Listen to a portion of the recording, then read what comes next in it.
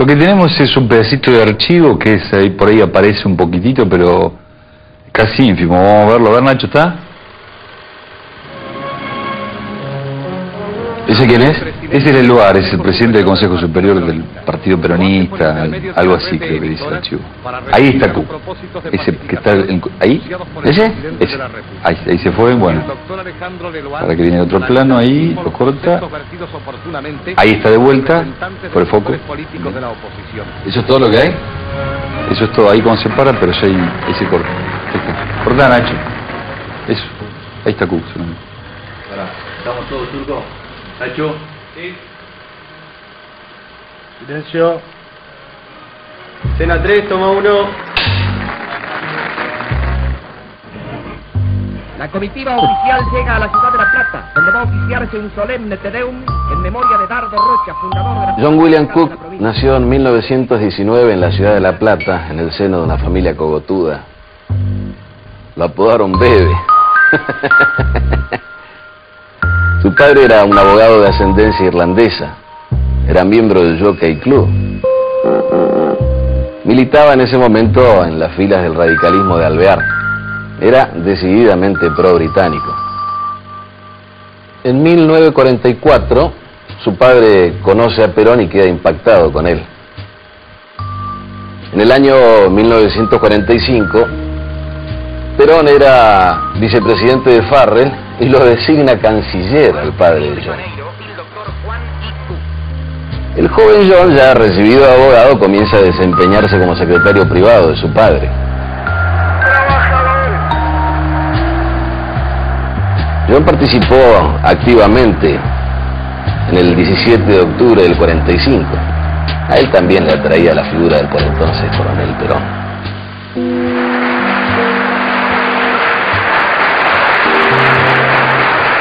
Perón gana las elecciones y John obtiene una banca en la Cámara de Diputados. Pero en el cambio de gobierno lo reemplazan en el cargo a su padre y tiene que cesar en sus funciones, obviamente. Parece ser que a Evita no le caía muy bien.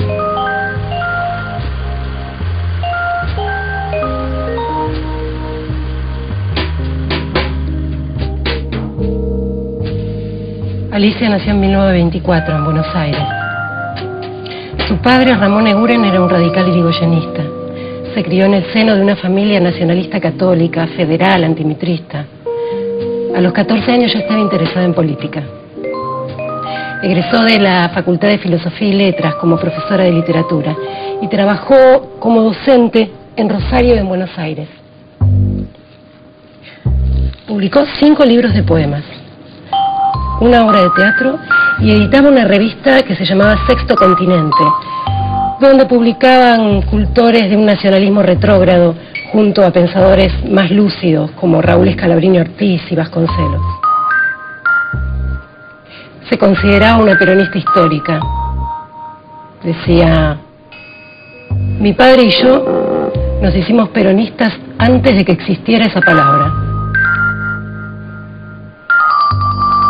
El primer gran gesto de lucidez de Alicia, que fue anterior a encontrarlo a John, fue hacerse peronista. En el medio de Alicia, o ser de izquierda o ser nacionalista, pero ser peronista era ser un paria.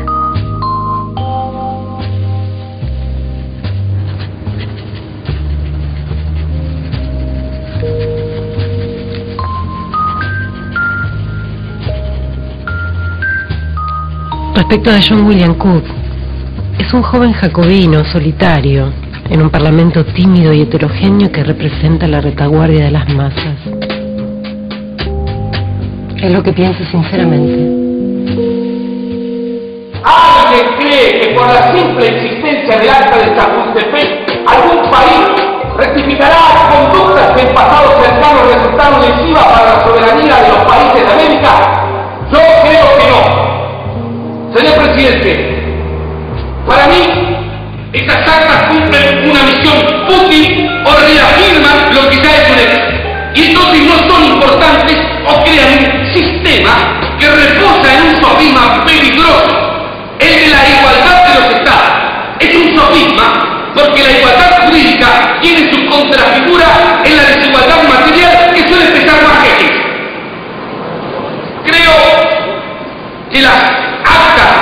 Chapultepec son un peligro y no una esperanza para los pueblos de América.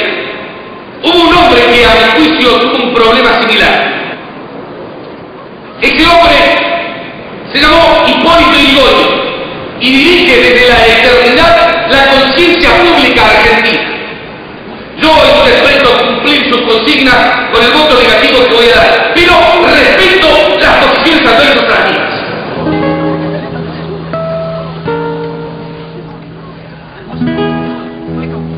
La bancada justicialista en aquellos años se caracterizó por su lealtad absoluta al Ejecutivo, a Perón, obviamente, ¿no? Es decir, votaba cada uno de los proyectos que bajaban del Ejecutivo.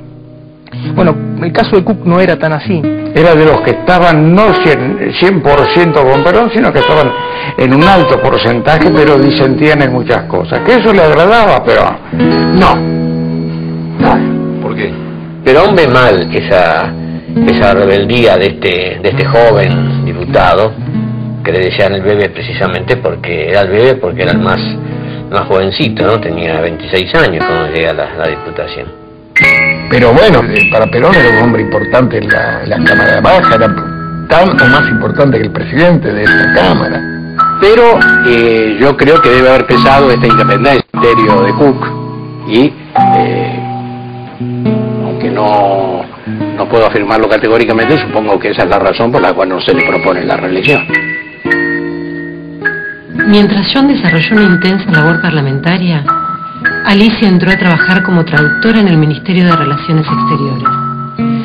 Allí, en la Cancillería, conoció al diplomático Pedro Catella y se casó con él en Londres, a donde los destinaron.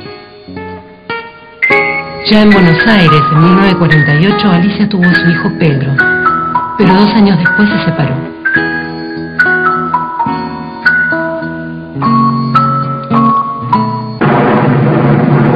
Cumple la Subsecretaría de Informaciones de la Presidencia de la Nación el penosísimo deber de informar al pueblo de la República que a las 20:25 horas ha fallecido la señora Eva Perón, jefa espiritual de la nación. Comienza un proceso regresivo dentro del peronismo. Los sectores más reaccionarios desplazan a Cook por un lado y por otro lado desplazan a los hombres y mujeres del entorno de Evita. Él es consciente de que el peronismo pierde la dinámica política y la dinámica ideológica de los primeros años, ¿no? Pero como no puede con su bichito político, en marzo del 54 lanza una revista, Que es el Semanario de Frente. Es una revista muy independiente en su postura, es decir, los editoriales suelen ser muy críticos de algunos aspectos de la gestión de gobierno. Entonces él toma una actitud de expectativa, donde desde su revista va marcando críticas o aspectos que él considera inconvenientes y además también va asestando sus buenos golpes a la oposición.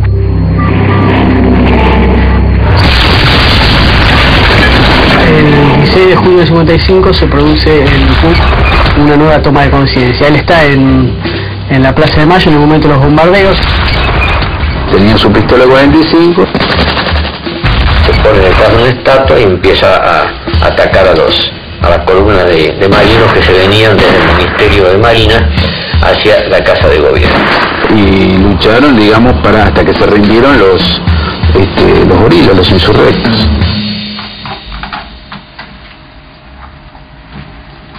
Acá traigo esta caja que tiene historia y quiero que la conozcan. Jugábamos el bebé Cook, acá el nombre con todo y apellido, y amigos y maridos y jugábamos bastante, qué sé yo, todos los fines de semana. Entonces el bebé por supuesto que nos ganaba siempre ganaba porque jugaba, era un genio jugando. Pero ¿qué pasaba? Jugábamos por plata, pero no le pagábamos. Entonces esta caja tiene un doble fondo y acá está con letra del bebé las deudas que teníamos con él. Anita debe, Anita era mi madre. Entonces acá están todas las deudas que teníamos, todos los jugadores, todos le debíamos al bebé, pero nunca se le pagó. César Albebe, Pupel Albebe, Anita de Albebe, Mario, la gente que jugábamos. Estas fotos, algunas eran de mi tío y entonces muchas cosas me llegaron por él. Y acá parece que estuviera entrando al Congreso, ¿no? Los dos muy jóvenes. Esta debe haber sido una de las primeras veces que se encontraron. Alicia mirándolo con una mezcla de admiración y sospecha. Lo que sé es que se conocen en 1946 en una charla en el Centro Argentino de Sociales, creo que se llamaba, y ella queda impactada con la personalidad de Cook. Los dos sabían mucho uno del otro, se admiraban mucho, y además, aparte, como ha dicho, al Bebe le gustaban mucho las mujeres lindas. Y dice que las demás compañeras dentro del peronismo siempre la miraban un poco de manera refractaria porque a ella le gustaba mucho ser coqueta, linda, agradar, ser sensual, y eso imagínate que en la década del 50 no se veía con buenos ojos, ¿no?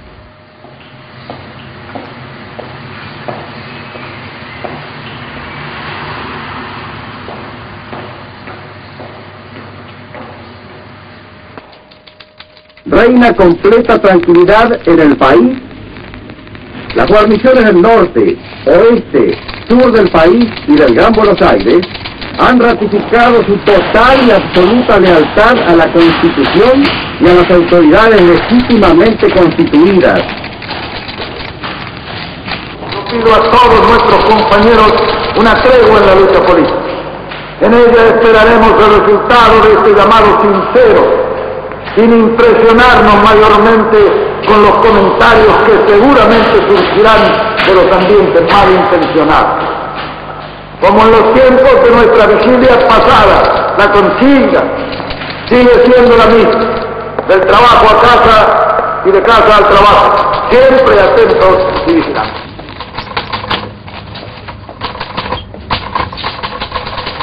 Doctor Cook. Doctor Cook. Alicia. Vengo a ponerme a su disposición.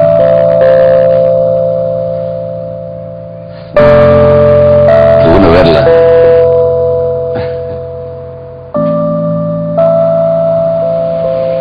Hay varias versiones, pero la más creíble es que se encontraron en una velada, más o menos antes del golpe de Estado.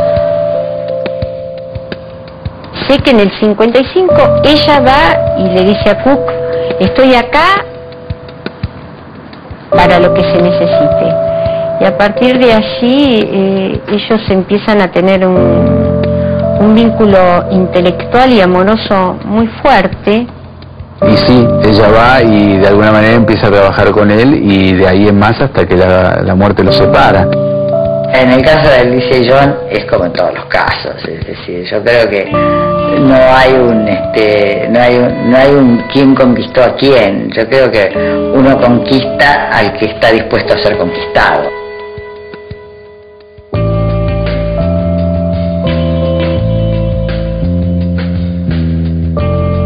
Cuando después del golpe fallido, mejor dicho, de los bombardeos del 16 de junio de 1955 y el golpe fallido, todo el mundo trata de reacomodarse y el peronismo solamente ha quedado como columna vertebral la clase trabajadora, porque los demás sectores que originariamente conformaron esa alianza, por diferentes razones se van abriendo o pasan directamente a la oposición. En ese momento que era tan difícil ser peronista, Cook se presenta a Perón y le dice que está a su entera disposición.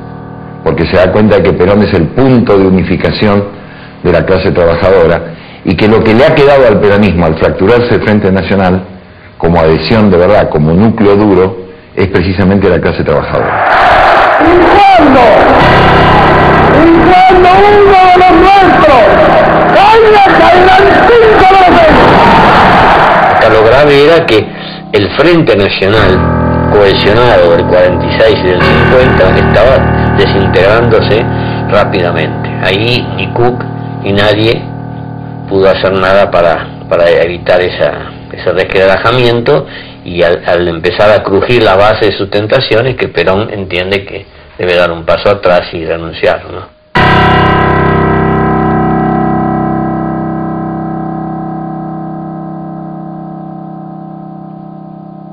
No se ha empezado una lucha para darla por terminada en pocas horas. El movimiento durará todo el tiempo que sea necesario hasta conseguir nuestros objetivos. Argentinos, unámonos todos en esta hora magna para la patria.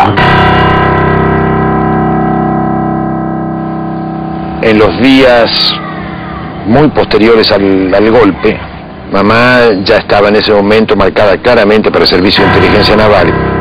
Los milicos rodean la manzana, hablan por altavoces, prenden luces, faroles, en fin. Amenazan con volar la manzana si mi madre no se entrega. Mamá, me acuerdo muy bien, intentó fugarse por la terraza a través de las casas vecinas. Todo eso estaba rodeado, copado, y fue detenida en mi presencia.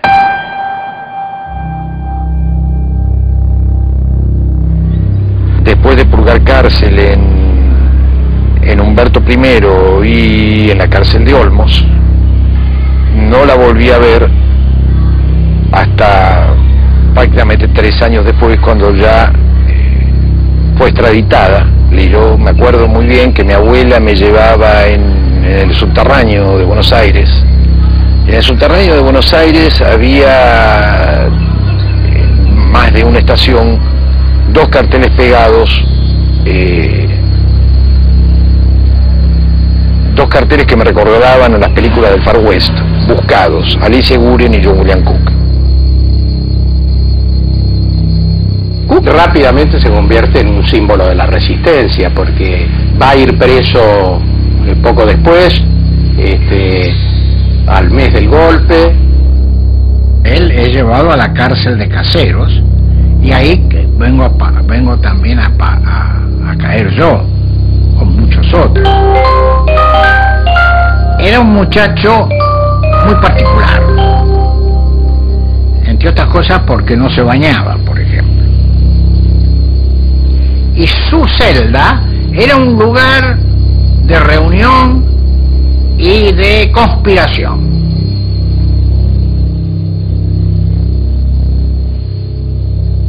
Yo me acuerdo el día, el 9 de junio, empiezan a buscar en la cárcel a quienes de alguna manera sospechaban que estaban relacionados con hombres que seguían el intento del general Valle.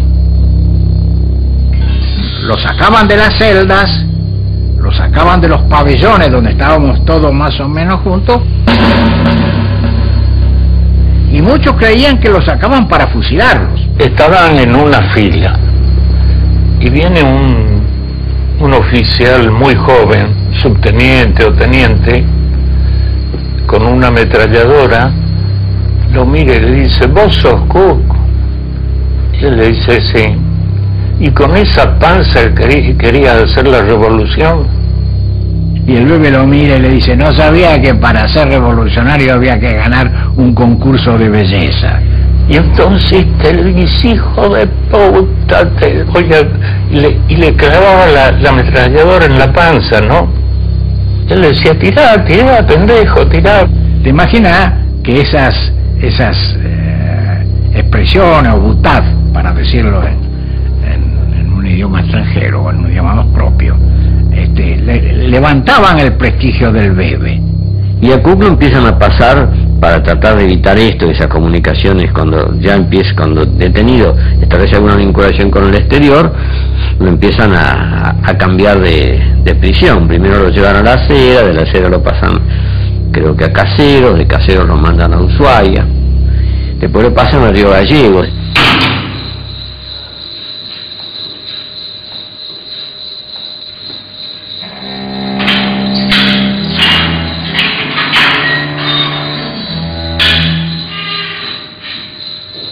Noviembre 1956.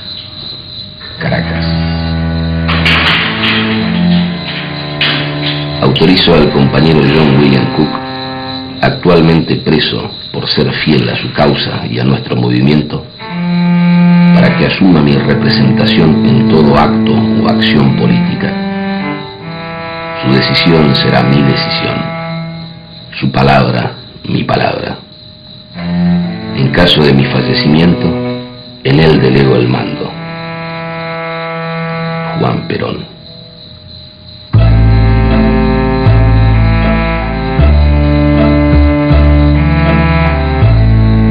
Lo más complicado tal vez sean las últimas dos líneas, ¿no? Digo, en caso de fallecimiento delego en el doctor Don John William Cook el mando del movimiento. Eso deja abierto un montón de hipótesis. Tal vez Perón pensaba que sin él lo mejor hubiera sido que el peronismo asuma ese perfil. O tal vez Perón pensaba que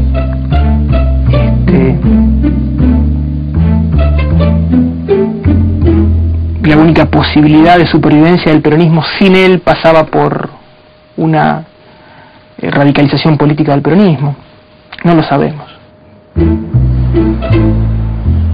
Hasta que no se divulgó ese nombramiento y fue tomado, digamos así, fue tomado en una forma concreta, que era él, fue muy difícil aceptar el mandato del PB. De alguna manera él es considerado el heredero del general, como el general lo había dicho en aquella célebre carta, ¿no? Sí, para algunos, no para todos.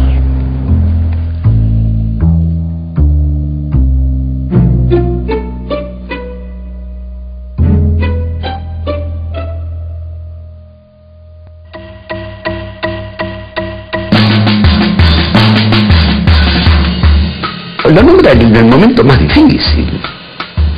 Es el momento de desarticulación del movimiento peronista, ¿no es cierto? Hay más de 6.000 presos políticos, muchos dirigentes sindicales intermedio presos.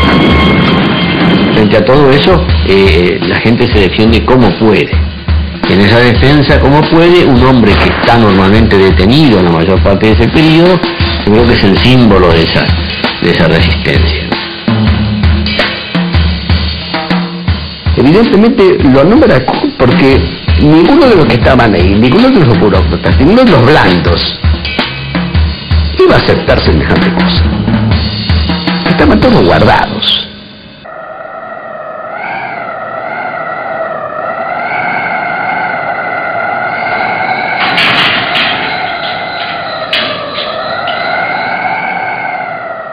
Cook está detenido más o menos de octubre del 55 hasta marzo del 57.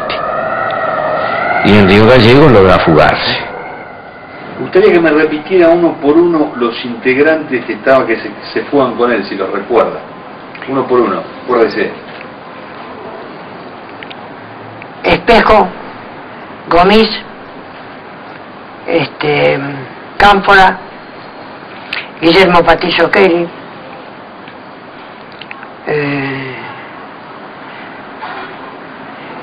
el Bebe, y no quiero equivocarme otro más. Uno que era turco. Jorge Antonio. Claro. Jorge Antonio es el que había colocado la guita. Bueno, ellos, valiéndose del poder económico de Antonio, Antonio compra un carcelero, moviliza los autos para tratar de pasar a Chile y se fugan, ¿no?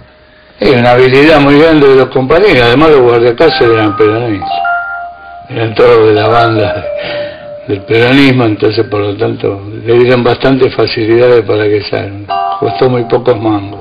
Por supuesto es una burla para la dictadura militar de ese momento, porque confinar a los que ellos consideraban jerarcas del peronismo a la prisión más austral del país, en condiciones inhumanas, y que se le escapen y que se vayan a Chile, verdaderamente es una bofetada o una tocada de cola, como se mire.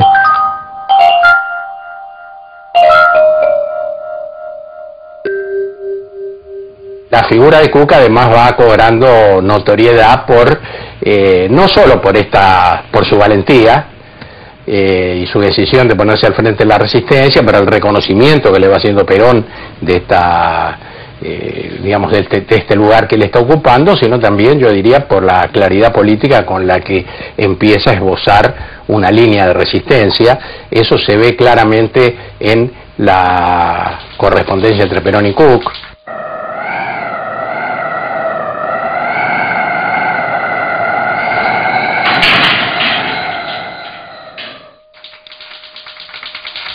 Estimado general, como le adelanté en mi anterior correspondencia, mi situación procesal aquí en Chile no me permite salir del país. He estado trabajando en un informe general de la situación y en un plan de acción que le entregará Alicia personalmente en Caracas. Me adelanto a decirle que ya he recibido aquí a emisarios de Frondizi, interesados en hablar con nosotros para las próximas elecciones de febrero. Todos ávidos por conquistar los votos peronistas. Alicia ya le contará con detalles nuestro encuentro con Rogelio Frigerio y Ricardo Rojo. Cerrado el camino insurreccional inmediato, no podemos pensar en mantener la unidad mediante un nuevo voto en blanco que dé el triunfo a la tiranía. Hay que buscar una solución de tipo política. Se encuentran en Chile, se casan. Cuando se casan, al día siguiente que se casan, a Cook lo detienen porque hay un peligro de extradición. Así que prácticamente y después Cook además tiene que viajar a Caracas. Es decir, es una relación de pareja motivada y consolidada por la política, pero a su vez perturbada por la política, que no les da margen para poder vivir tranquilamente su amor, ¿no? Y en el típico matrimonio, digamos, de cómo podían ser los bolcheviques de los años 20, ¿no? Dedicados completamente a la causa. Y cada uno tenía una mirada sobre sus vidas personales que no agredía al otro. Y eran distintos. Alicia, insisto, era mucho más peleadora, mucho más polémica, ¿no? El Gordo era más tranquilo. Eran muy confidentes. Por ejemplo, a mí me llama la atención que en el encuentro que se hace en Caracas para el pacto Frondizi-Perón, ella, digo, era un pacto secreto de Estado. Y Alicia estaba al tanto. Quizás no intervino directamente en cómo se llevó a cabo el pacto, pero sí ella estaba al tanto de todo lo que sucedía. Y eso demuestra que Cook era un tipo muy abierto.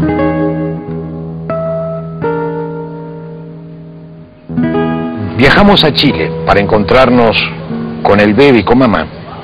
Ya el bebé liberado en Chile. Creo que a lo mejor fue mi primera salida fuera del país. 2 meses en Chile y el bebé, que para mí era una figura fantástica, y mi madre vuelven a desaparecer de escena. A Panamá, de Panamá a Venezuela, el Caracazo, y de ahí a Ciudad Trujillo. ¿Respondían realmente al Comando Superior Peronista, es decir, a Juan Domingo Perón, todos los dirigentes? Perón estuvo abandonado y el bebé Cook lo sabe, y cuando llegó ahí dijo: yo voy a lograr que le den apoyo, general. Y es el bebé Cook el que hace llegar, es el hombre que tiene los contactos con Frigerio, con Ramón Prieto, con todos a través de la cárcel y de sus enviados, de su gente. En el Luna Park, el Comité Obrero para la... Se han producido las negociaciones entre septiembre del año 57 y diciembre-enero del 58, por las cuales el gobierno de Frondizi se compromete a una amnistía muy amplia, se compromete a un aumento de salarios del 60%, se compromete a restablecer la ley de asociaciones profesionales para terminar con todas las intervenciones militares a los sindicatos, y Perón se compromete a dar una declaración en la cual él diría que los peronistas tienen que votar positivamente a la Unión Cívica Radical Intransigente.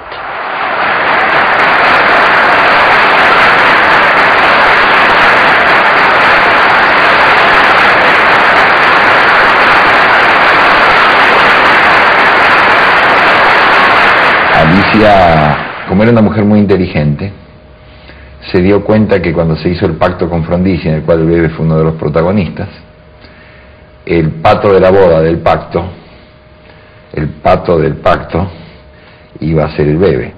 Era un acuerdo que tal vez Perón y Cook sabían que tenía poca vida ese acuerdo, pero significó un paso importantísimo, como fue la normalización de los sindicatos. Un paro gremial ha detenido la actividad del país. El desalojo del frigorífico Lisandro de la Torre, ocupado por el personal, cumplido por las autoridades con el empleo de gases, fue la causa aparente del conflicto. La huelga se da porque Frondizi se la quería más bien regalar que vender a la sociedad rural. Creemos que la responsabilidad es de ciertos grupos que responden a intereses ajenos a lo gremial. Hay un intento de parte del gobierno de Frondizi de privatizar el frigorífico nacional, hay un conflicto con los trabajadores del frigorífico, y ese conflicto deriva en un conflicto de mayor escala, que Cook veía como el posible inicio de una insurrección, ¿verdad? Una insurrección que podía servir para traerlo de vuelta a Perón.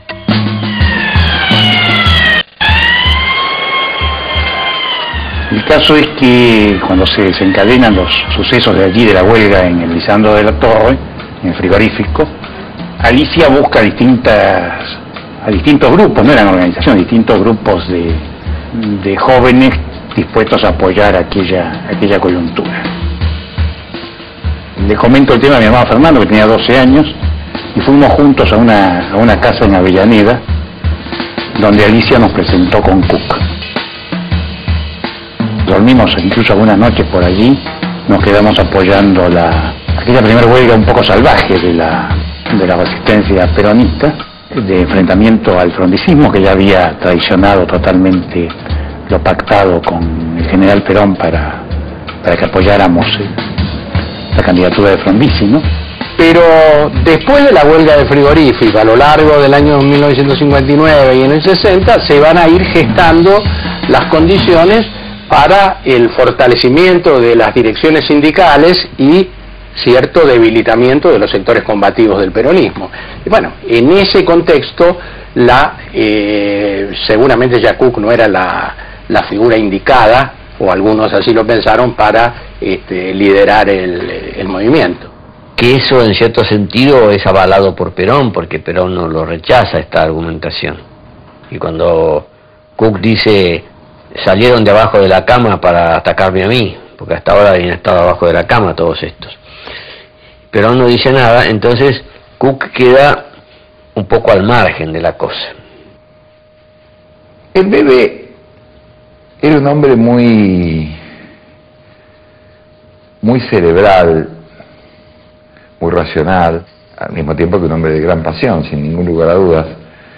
Yo creo que él tenía el mismo respeto por Perón que habían tenido algunos otros peronistas históricos, la representación que tenía más que el hombre mismo. O sea, el Bebe no desconocía, y Alicia Eguren menos, las debilidades personales de Perón. Perón vio en Cook el hijo que no pudo tener. Vio en ese muchacho los jóvenes que él quería asociar a su proyecto político. Pero después, Perón era un hombre tremendamente pragmático en muchas cosas. ¿De qué le servía eso? Y de parte de Cook hacia el general también. Cada vez que el general no era lo que él pensaba que era, se sentía como traicionado por su padre. En todo caso, los dos pensaban que el otro era incorregible.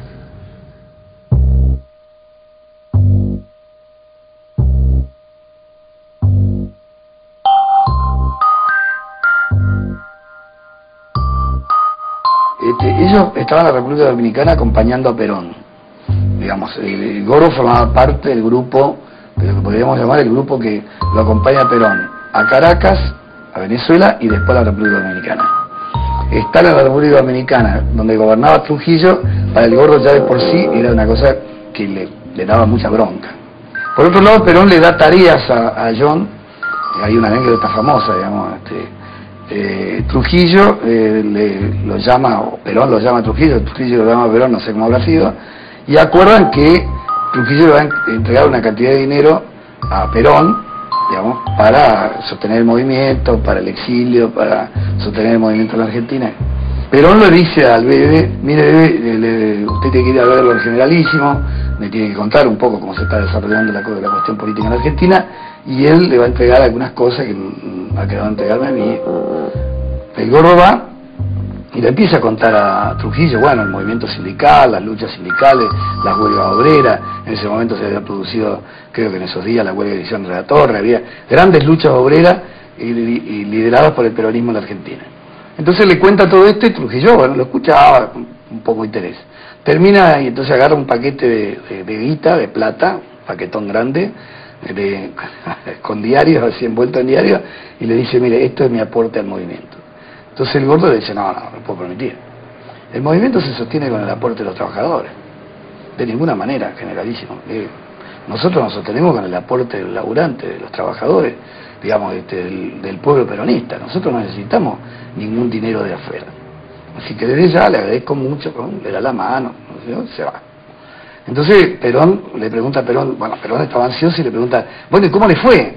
Dice, bueno, mire, le conté a los Generalísimos lo que estábamos haciendo, las luchas obreras, bueno, ¿y qué más?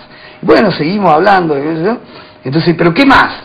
Bueno, él, mire, me quiso entregar un paquete de dinero, y yo le dije que el movimiento se mantiene con el aporte de los trabajadores, y dijo, la verdad, usted es un pelotudo.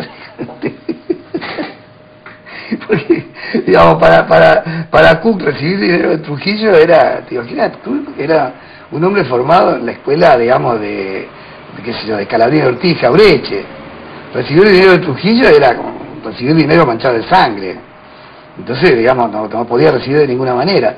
Para el viejo no, entonces el viejo dijo, qué pelotudo que es usted. La verdadera historia es que en un momento dado Perón se da cuenta, bueno, aprecia que las posturas de Cook no eran las posturas adecuadas para el movimiento peronista en su lucha por la reconquista del poder. Y entonces, bueno, lo puentea, lo desplaza a Cook. Finalmente le retira el cargo de delegado, de su delegado a John, y entonces Alicia y John se van a Cuba invitados por los cubanos. 24 United We Come. Momentos muy importantes en las cuales se está definiendo el curso de Cuba, se está empezando a definir el curso de Cuba hacia el socialismo, que es el periodo, bueno, desde la toma del poder en enero del 59 hasta después de Bahía de los Cochinos en mediados del 61, ¿no?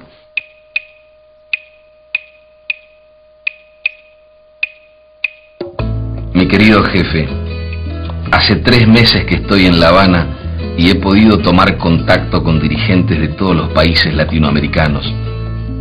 Esta es la meca revolucionaria y todos vienen a beber en el manantial.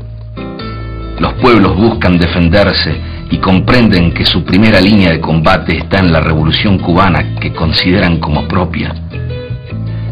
Fidel Castro y el Che Guevara han demostrado, por sobre toda otra cosa, un sentido del americanismo profundo e irrevocable. Los prejuicios antiperonistas son un síntoma de inmadurez. La revolución cubana apresura las etapas y la gente madura muy rápido en las épocas de transformación. En realidad ellos llegan a donde querían llegar. Lo milagroso es que ese lugar existiese. Y que esa revolución socialista la defendemos con esos fusiles.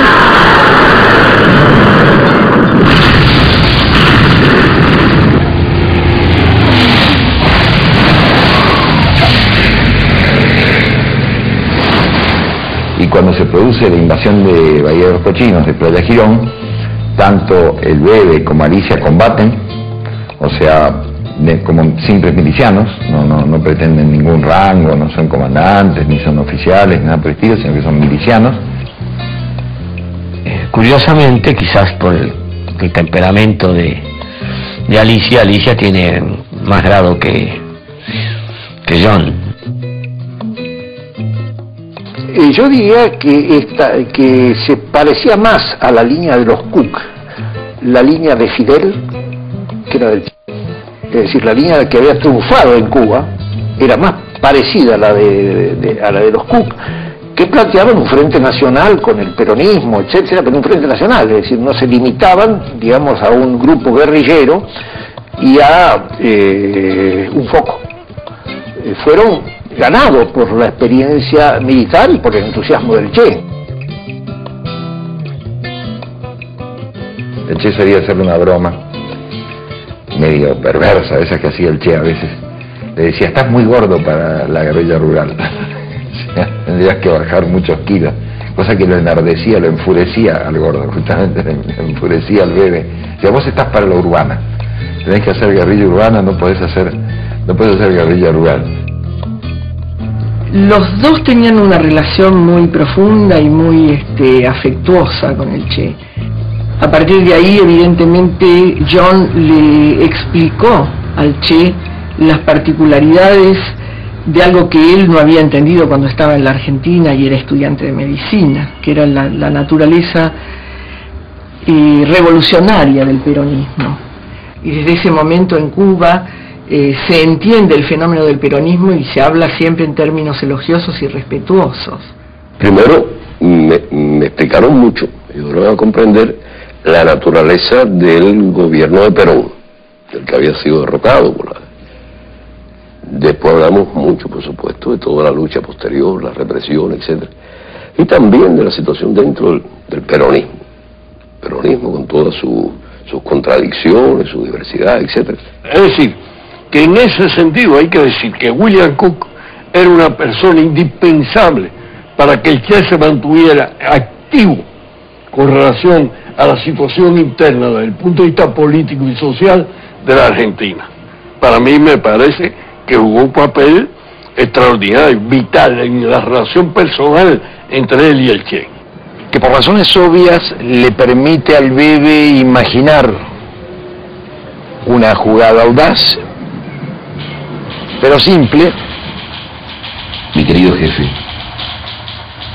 traigo a Europa la misión de transmitirle, en nombre de la Revolución Cubana, una invitación fraternal y amplia. El comandante Fidel Castro lo invita a que visite Cuba, por el tiempo y las condiciones que usted desee. Además lo invita a que se vaya a vivir a Cuba, donde usted será acogido como corresponde a su jerarquía de líder del pueblo argentino. El gobierno revolucionario se encargará de brindarle todo lo que sea necesario para su comodidad. Vivienda de acuerdo a sus gustos y necesidades, transporte y cuanto pueda contribuir a su bienestar y a sus actividades, como así también las facilidades para llevar todo lo que desee. Tenía una idea que era peligrosísima para el sistema. Él no quería simplemente que Perón fuera a vivir a Cuba. Él quería que la Revolución Cubana y el peronismo estrecharan lazos sólidos, ¿no es cierto? Perón en Cuba era un compromiso para Perón y un compromiso para el peronismo, con lo que representaba la Revolución Cubana. Cuba dio todas las condiciones, dio todas las garantías para que Perón viniera y Perón no vino. Pero a mí me parece que ese paso de venir para Cuba, Perón no lo quiso dar, no se quiso comprometer. Y esto en el fondo implicaba una definición, y yo creo que estaba muy lejos Perón de hacer eso, porque además me parece que eso lo entorpecía políticamente. Siempre se niega, por supuesto, y se queda en la España de Franco, y cosa que al Bebe le provoca una gran decepción, porque piensa que es un mal símbolo que Perón esté refugiado en España de Franco. El general no era un socialista marxista, digo, ¿no? Perón era lo que todos sabemos, un líder nacionalista y popular que conducía un movimiento muy amplio donde había sectores de socialismo, partidarios del socialismo marxista y otros. Si entro en coma, debes ocuparte de que bajo ningún pretexto ni artimaña se me acerque personal eclesiástico, monjas, etc. 2. En caso de muerte, donación de mis ojos, de mi piel, etc. Gestiones en trámite para donar los restantes órganos y, si es posible, todo lo que reste de mi cuerpo. 3. No sé si el velorio es algo inevitable. Si pudiera evitarse, mejor, pues sabes lo que pienso de esa ceremonia de cuerpo presente, coronas y demás elementos de mal gusto. 4. Si no fue posible disponer íntegramente del cadáver por medio de donación y hay que hacerlo de otra manera, entonces que lo cremen, y que las cenizas no se conserven ni se depositen. Dispérsalas poéticamente al viento, tíralas al mar. Transo con que las tires al río de la Plata, lo mismo da cualquier otro río y aún una laguna. Yo viviré como recuerdo durante el tiempo que me tengan en su memoria las personas que de veras me han querido, y en la medida en que he dedicado mi vida a los ideales revolucionarios de la libertad humana, me perpetuaré en la obra de los que continúen esa militancia. John Cook.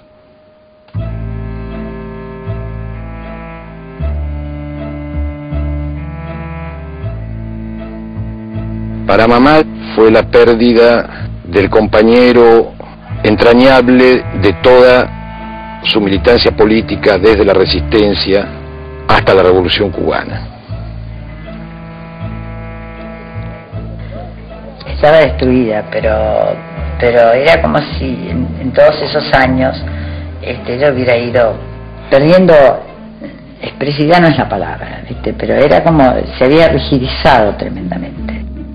Ella siguió planteándose sin duda la actividad, mantener la organización política, transmitir su experiencia, pero yo diría que a partir de la muerte de John tenía un dejo de melancolía Alicia en su comportamiento diario, ¿no?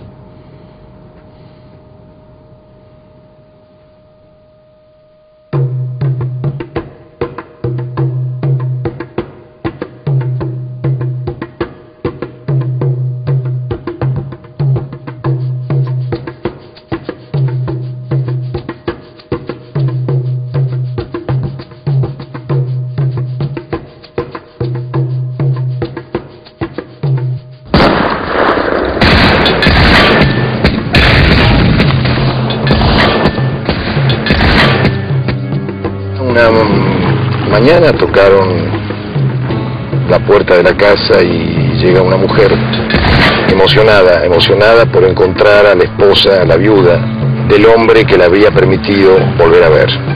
Esa mujer, no sé si lo comprendía, estaba viendo con los ojos del Bebe el cordobazo, el movimiento, el fenómeno político-social más importante de los últimos 20 años en Argentina, por el Bebe, gracias al Bebe.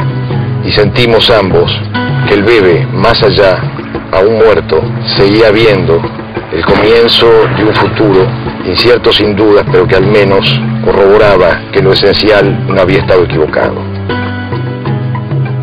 Evidentemente hizo su legado para que sus ojos fueran donados. Después de su muerte, sus ojos andarían por ahí viendo las cosas que pasaban, pero es una paradoja de la historia muy nefasta, porque algunos de los errores militaristas de la juventud que se la negó a la acción armada seguramente hubieran sido corregidos por Cook. Hay un sector de un peronismo autodenominado combativo. ¿Usted cree que puede haber alguna diferencia en el peronismo?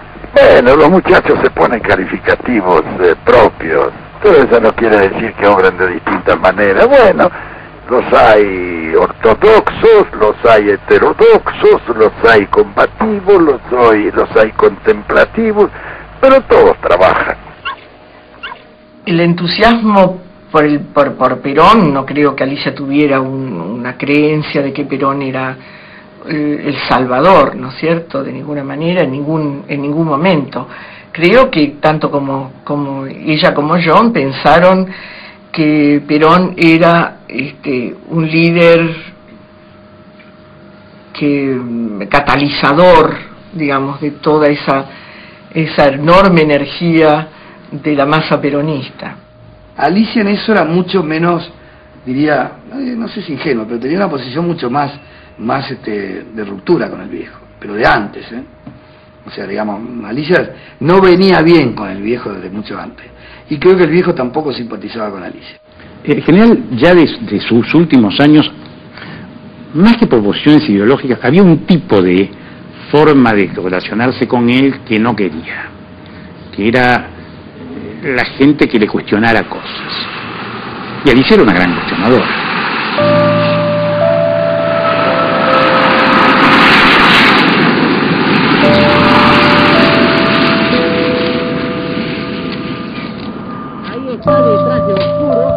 Estimado general, he considerado conveniente y necesario publicar esta carta al tiempo que se la hago llegar.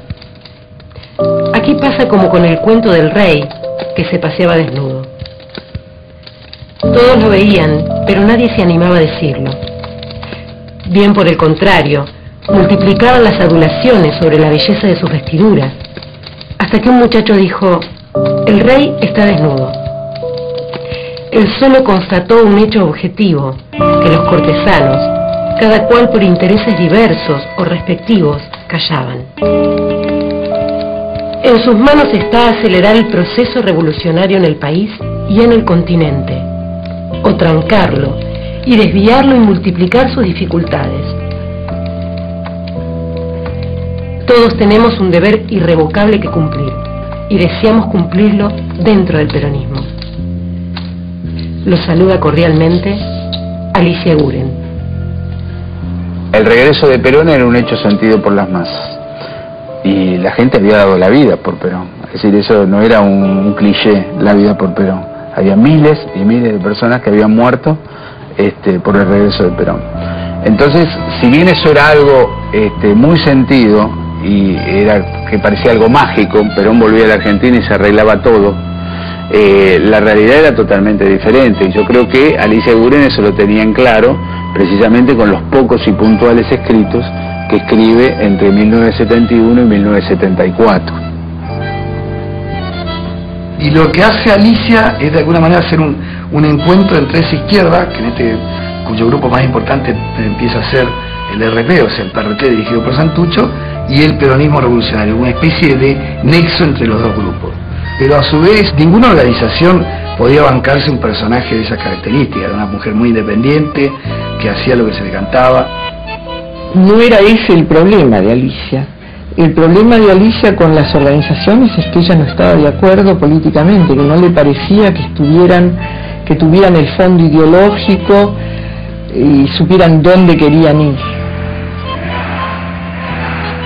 Muchos jóvenes imberbes que llegaban desde anteayer al peronismo, bueno, desgraciadamente algunos tenían una gran soberbia y un desconocimiento de los hombres que habían estado en las etapas anteriores en posiciones protagónicas.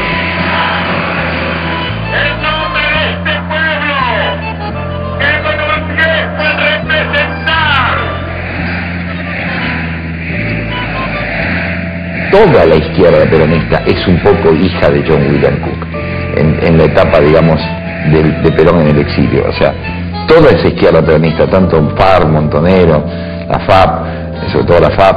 Pero hay algo que diferencia a Cook de la generación del 70, ¿sí? Y es que en algún punto la generación del 70 termina concibiendo la política como una cuestión de espacios, ¿no? Una disputa entre aparatos por espacios.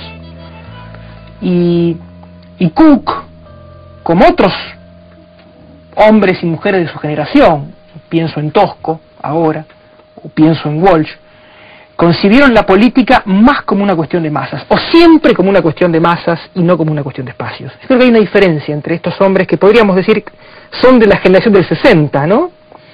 Y los jóvenes del 70. Entre otras diferencias. Por ejemplo, estos hombres nunca idealizaron a Perón, ¿sí? A diferencia de los jóvenes peronistas revolucionarios de la década del 70 que sí idealizan a Perón.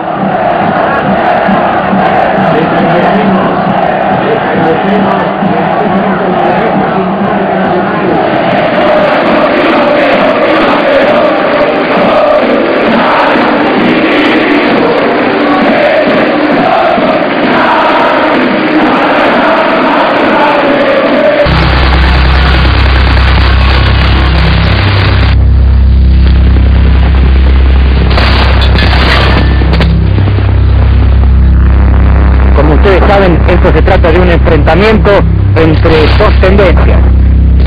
Son exactamente las 5 de la tarde de este miércoles 20 de junio de 1973. Recién se acaba de anunciar oficialmente por las altavoces que el presidente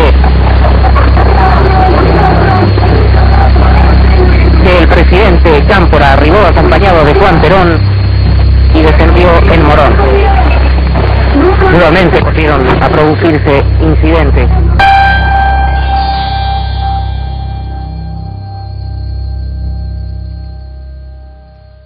Después de Seiza, sectores de la izquierda peronista comienzan a elaborar la teoría del cerco, ¿no? Que Perón en realidad estaba cercado y que el cerco no le permitía ver la realidad, no le permitía conectarse con lo más genuino de su movimiento. Y dice que en una entrevista, en un encuentro, de los jóvenes, ¿no? De la izquierda peronista con Alicia Guren les dice: tengan cuidado porque cuando salten al cerco se lo van a encontrar al viejo con una ametralladora apuntando.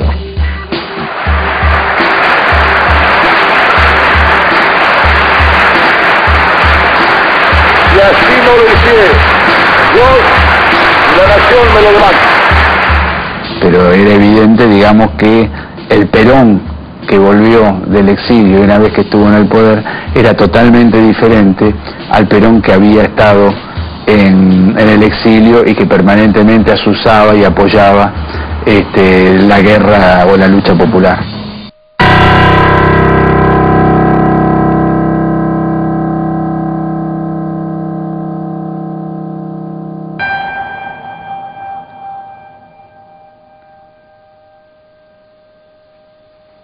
Entonces cuando empieza a actuar la AAA, Alicia se da cuenta rápidamente cómo viene eso.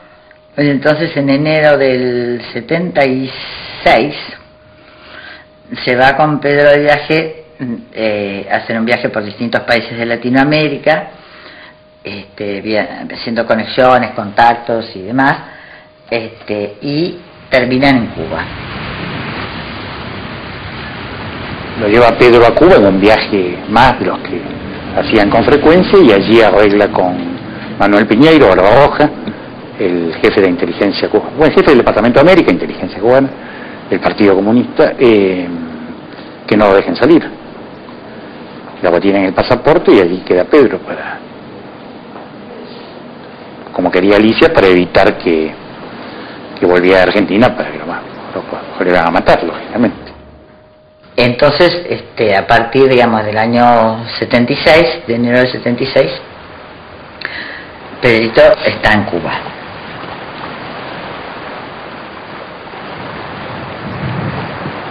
Acá vuelvo a revivir quizás los días más felices de mi vida y el encuentro, quizás la síntesis, la continuidad, la única importante con mis padres. Este es el único sitio donde yo he sido feliz. Es para mí muy difícil ser feliz en Argentina.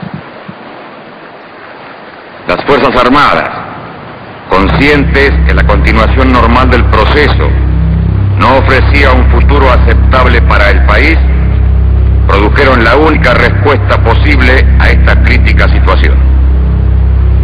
Tal decisión, fundamentada en la misión y la esencia misma de las instituciones armadas, fue llevada al plano de la ejecución con una mesura, responsabilidad, firmeza y equilibrio que han merecido el reconocimiento del pueblo argentino. Alicia no quiso irse nunca. No quiso irse nunca del país. Ella había pasado por etapas de terror. Yo me acuerdo cuando me contaba lo que había sido la persecución de la llamada Revolución Libertadora, no había sido chiste, no había sido broma, había sido muy pesada. No tan pesada, por supuesto, como fue lo de Videla después. Y ella decía, prefiero quedarme. Yo sé lo que es el exilio de una revolución derrotada. Yo demoro mi asilo, uno de los motivos por los cuales demoro mi asilo en la Embajada de México es para tratar de convencer a Alicia de que salga del país. Y Alicia no, peor de lo que hemos pasado no vamos a pasar. Ella sostuvo eso, no sé hasta cuándo, ¿no? Ahora avanzamos junto a un contingente policial por la calle Tambo Nuevo. Ella estaba en la acción clandestina, evidentemente ella era perseguida, no tenía lugar donde vivir. De un nivel de orfandad absoluto. Dormía en hoteles diferentes, llegaba tarde y se retiraba muy temprano, cosa de que no quedara registrada, digamos, ¿no? Vivía así. Allí asciende uno de los policías, munido de una ametralladora.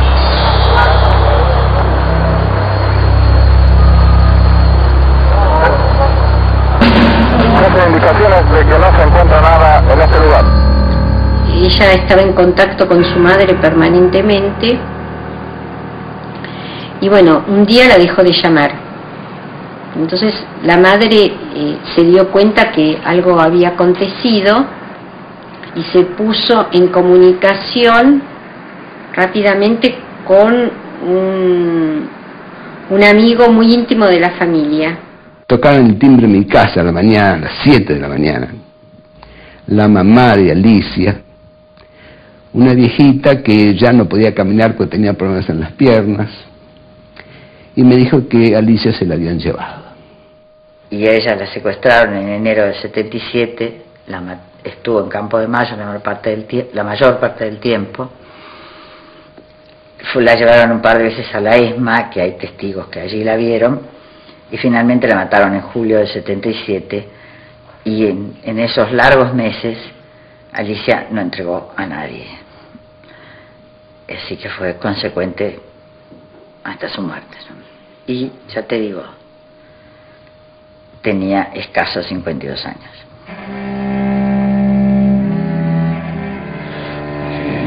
Mi asombro y mi pena por este asunto que la tiraron viva al mar. ¿Qué fin? ¿Qué fin? ¿Qué canallas? ¿Y a quién lo hicieron? ¿No? La tiraron viva al mar.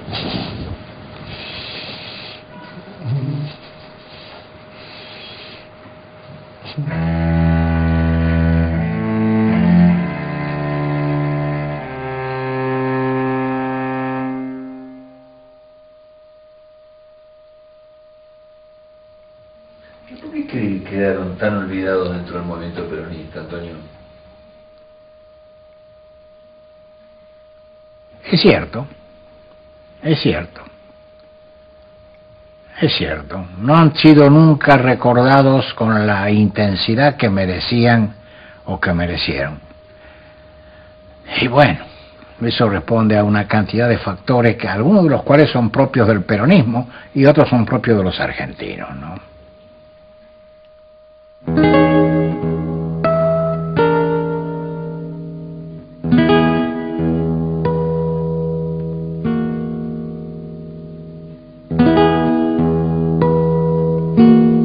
Cuando usted llegó a lo de Ernesto Palacio con su sombrero colmado de flores de durazno, o serían jazmines, me dio la sensación de un bello junco a la espera del vendaval que lo abatiese sin misericordia. De lo de Palacio fuimos a su casa y hablamos de presidentes de puestos y de política, en la penumbra propicia de un crepúsculo de primavera.